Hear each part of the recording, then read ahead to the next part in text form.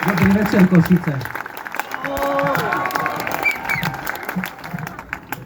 Nie som veľký rečník, ale dnes vám chcem povedať príbeh človeka, ktorý sa stal pre mňa veľmi dôležitým.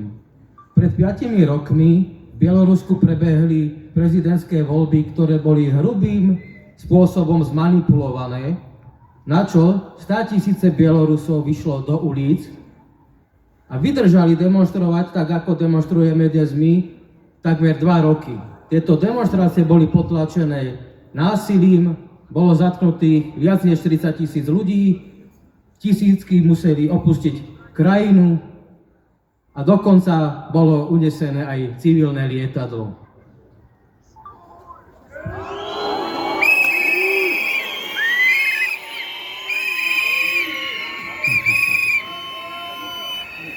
Už prvý deň demonštrácií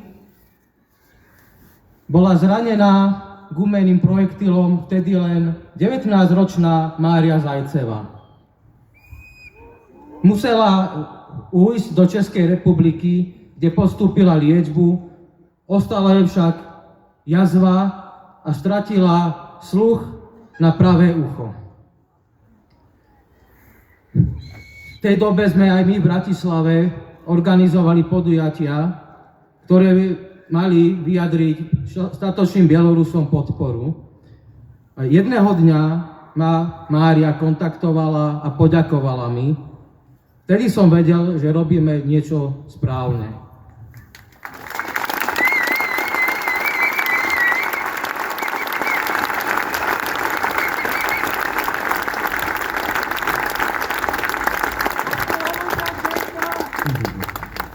Stali sa z nás dobrí priatelia. Keď Rusko napadlo Ukrajinu, tak Mária neváhala a od prvého dňa pomáhala ukrajinským utečencom. Lenže to jej nestačilo a odišla na Ukrajinu ako dobrovoľníčka, kde pracovala v zdravotníckom zariadení. Lenže ani to jej nestačilo a povedala, že jej miesto je v zákopoch po boku vojakov. A preto sa prihlásila k 2. medzinárodnej légii, ktorá dnes bojuje po boku ukrajinskej armády.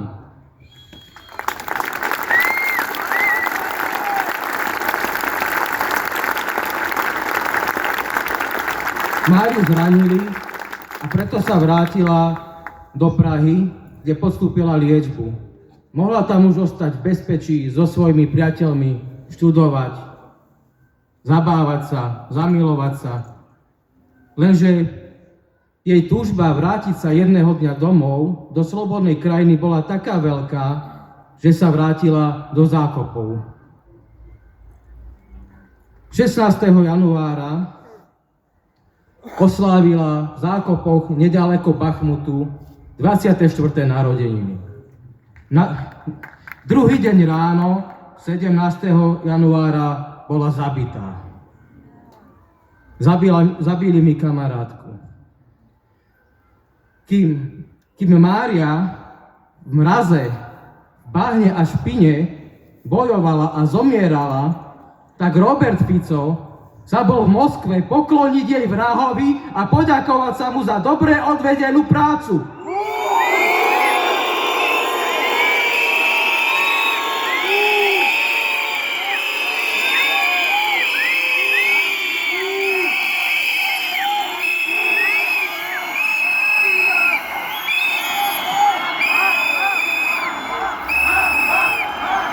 Kapitán Andrej Danko nám rozpráva rozprávky o lacnom ruskom masle, ale nikdy som ho nepočul hovoriť o hodnote ľudského života. Pre neho má vyššiu hodnotu snáď aj obyčajné oranžové sklíčko zo semafóra. Minister obrany Robert Kaliňák hovorí, že napadnutá krajina sa nemá brániť. Minister obrany.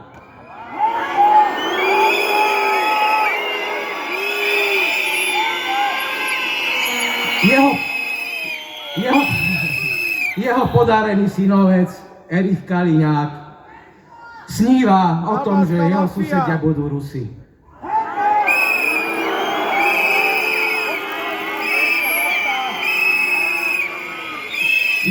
nás zatiaľ vyhadzujú zo zamestnaní a spolu s ich sympatizantmi sa nám vyhrážajú. Majú silácké reči plné vlastenectva. Ale drobná Mária im ukázala, že sú to len obyčajní zbabelci a chudáci. Obeda!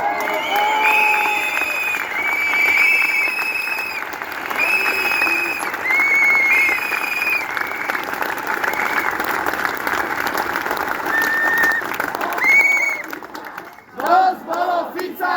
Rozbolo Fica! Rozbolo Fica! Rozbolo Fica! Títo páni radi hovoria aj o slovenských dejinách, ale zabúdajú na to, ako dopadli im podobní. Slováci si nakoniec vždy s nimi dokázali poradiť. Áno. Priatelia, som veľmi rád, že vás som prišiel dnes toľko. Dávate mi nádej. A chcem vám poďakovať, že ste mi dnes pomohli vzdať úctu Márie. A na záver vás chcem poprosiť, keď prídete dnes domov, tak nielen za Máriu, ale za všetky statočné ženy, ktoré položili svoj život v zákopoch, zapálte sviečku a venujte im minútu ticha. Ďakujem pekne.